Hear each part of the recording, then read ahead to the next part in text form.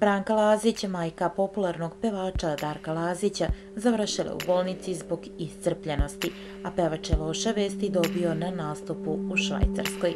Branka se danima nije osjećala dobro, a tek kada se njeno stanje pogoršalo, odlučila je da ode u bolnicu.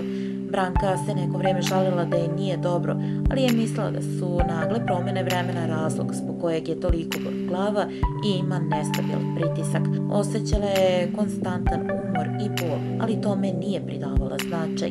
Trpela je, radila je po kući i pazila na unuka i nadala se da će sve proći samo od sebe. Ipak u noći između petka i subote je postalo toliko da je samalo izgubila svest, nakon čega je muž hitno odvezao u bolnicu, kaže izvor i otkriva da su je po dolasku dali infuziju.